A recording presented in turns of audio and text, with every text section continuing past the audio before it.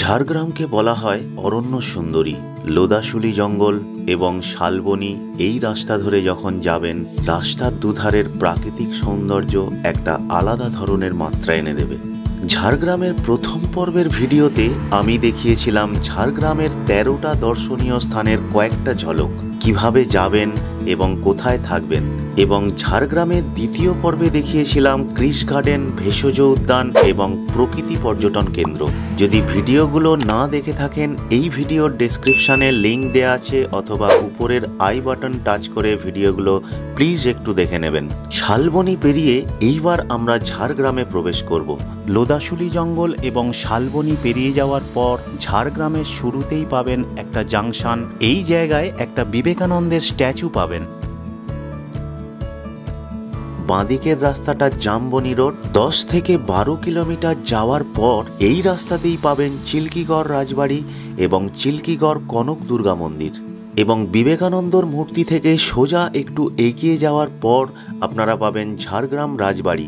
এবং ঝাড়গ্রাম রাজবাড়ি থেকে Jangalmahal zoological park অর্থাৎ ডিয়ার পার্কের দূরত্ব মাত্র 5 কিলোমিটার।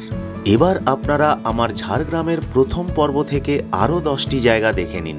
এই যে জায়গাটা দেখছেন, এই যে বিবেকানন্দর যে স্ট্যাচু, এইটাই হচ্ছে আপনারা একটুখানি মার্ক করবেন। এই জায়গা থেকে যদি আমরা সোজা যাই, এই রাস্তাটা সোজা চলে যাচ্ছে ঝাড়গ্রাম রাজবাড়ি এবং ডিয়ার পার্ক। এবং এই রাস্তা থেকে এই যে বাঁদিকে যে যাওয়া হচ্ছে, এখানে হচ্ছে কনক দুর্গা মন্দির পড়বে এবং চিল্কিগড় রাজবাড়ি পড়বে।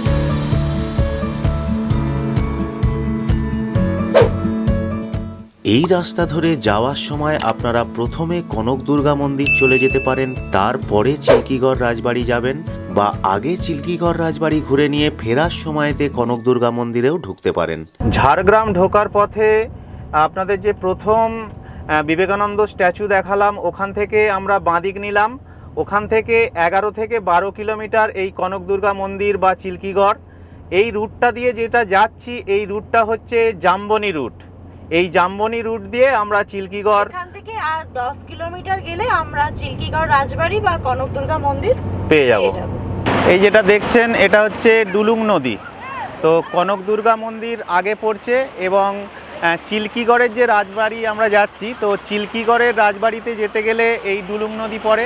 এখানের যে প্রাকৃতিক সৌন্দর্য কিন্তু অসাধারণ। এখানে সবাই এসে ছবি তোলে এবং আমরাও এলাম, এখানে ছবি তুলছি।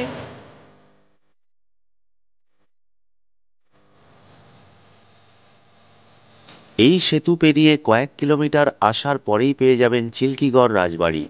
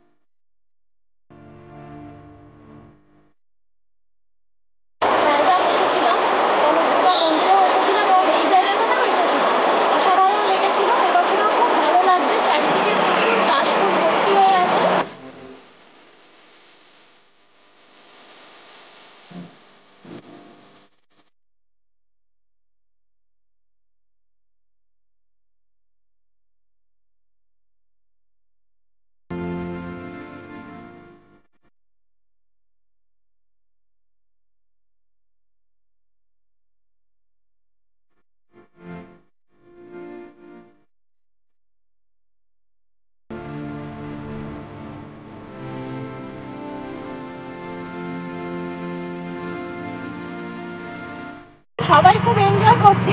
এনজয় করতে করতে এখন একটু টায়ার্ড হয়ে পড়েছি, ওই জন্য একটু এনার্জির দরকার। আচ্ছা আচ্ছা আচ্ছা। রেডি করছি।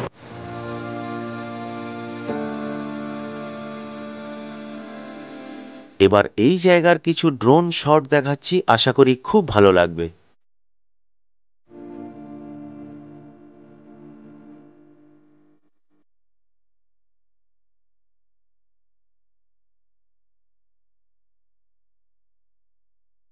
আমি সুবীর এবং আমার চ্যানেল ট্রাভেল ব্লগার সুবীর। আমার নেশা ফটোগ্রাফি এবং বিভিন্ন জায়গায় ঘুরে বেড়ানো, এবং সেই ঘোরা বেড়ানোর ভিডিও আমার চ্যানেল ট্রাভেল ব্লগার সুবীর এই চ্যানেলে আপলোড করি। প্লিজ আমার চ্যানেল সাবস্ক্রাইব করুন, লাইক করুন এবং শেয়ার করুন।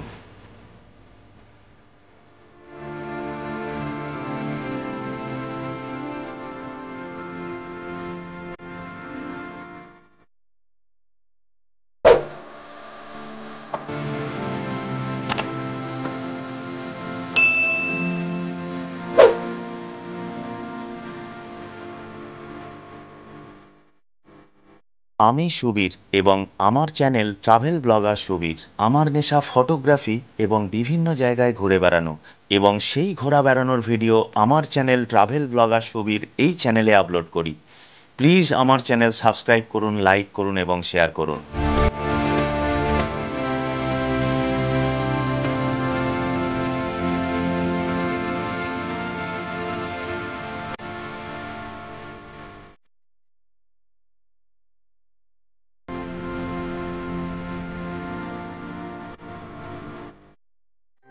এই হলো চিল্কিগড় রাজবাড়ির প্রবেশ পথ। বড় রাস্তার উপরেই রাজবাড়ি প্রবেশের তোরণ দ্বার। ঢুকেই একটা উন্মুক্ত প্রান্তর, বাঁদিকে একটা প্রাচীন বৃহৎ অশ্বত্থ গাছ।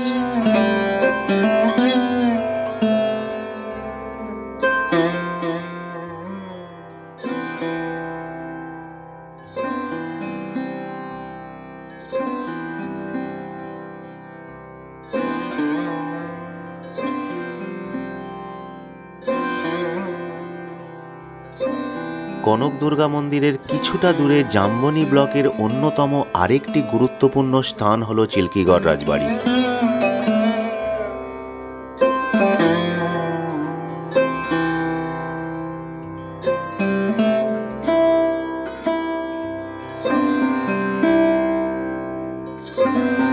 বেশ কিছু বছর আগে এই চিল্কিগড় রাজবাড়ি ডুলুং নদীর কাছেই অবস্থিত ছিল। তারপরে স্থানান্তরিত করে চিল্কিগড়ের রাজবাড়ি এই জায়গায় স্থাপন করা হয়েছিল। সব মিলিয়ে মনোরম একটা পরিবেশ।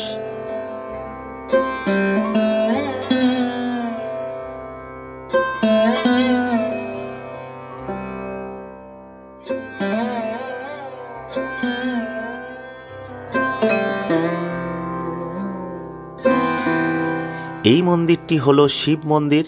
শুধুমাত্র এই মন্দিরটিতেই দেখা গেল একটা নতুন রঙের ছাপ। নতুন করে এই মন্দিরটি কিছুটা হলেও সংস্করণ করা হয়েছে। আমি সুবীর এবং আমার চ্যানেল ট্রাভেল ব্লগার সুবীর। আমার নেশা ফটোগ্রাফি এবং বিভিন্ন জায়গায় ঘুরে বেড়ানো, এবং সেই ঘোরা বেড়ানোর ভিডিও আমার চ্যানেল ট্রাভেল ব্লগার সুবীর এই চ্যানেলে আপলোড করি। প্লিজ আমার চ্যানেল সাবস্ক্রাইব করুন, লাইক করুন এবং শেয়ার করুন।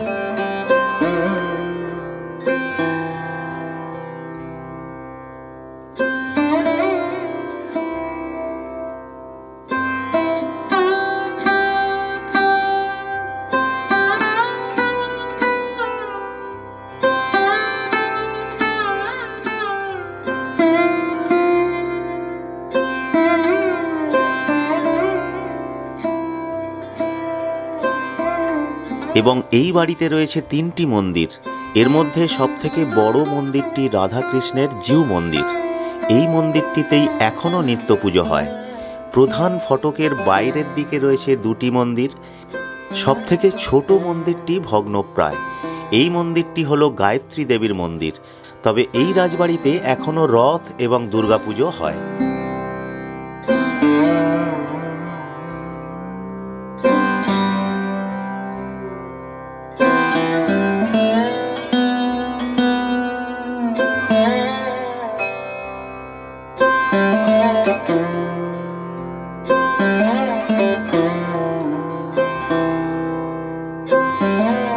পরিত্যক্ত সার্ভেন্ট কোয়ার্টার ও আউট হাউস, এবং ডান দিকে মূল রাজপ্রাসাদ।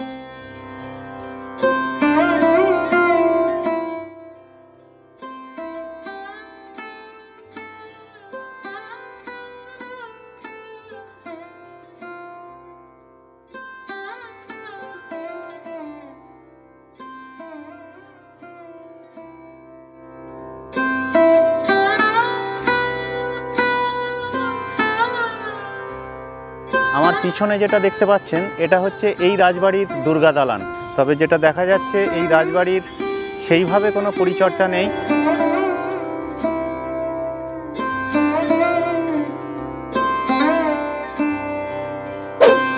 মূল প্রাসাদে রাজবাড়ির বংশধরেরা বসবাস করেন এবং সেখানে প্রবেশ নিষেধ।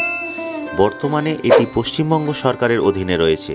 মূলত ব্রিটিশদের মিলিত স্থাপত্য শিল্পীতে তৈরি দ্বিতল এই রাজবাড়ির দেয়ালে অন্যান্য কারুকার্যের সাথে বাংলার রীতির কল্পনার কাজও চোখে পড়ে।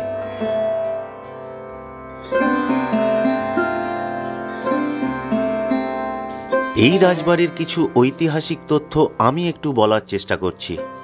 প্রায় ৩০০ বছর আগে জাম্বনির রাজা ছিলেন ভূমিপুত্র সামন্ত রাজা গোপীনাথ সিংহ এবং চিল্কিগড় ছিল তার রাজধানী।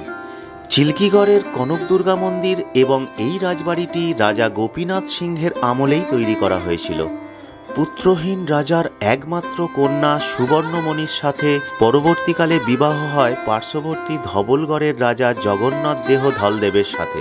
১৭৬৫ খ্রিস্টাব্দে রাজা গোপীনাথ সিংহের মৃত্যুর পর চিল্কিগড়ের রাজা হন জগন্নাথ সিংহ ধলদেব।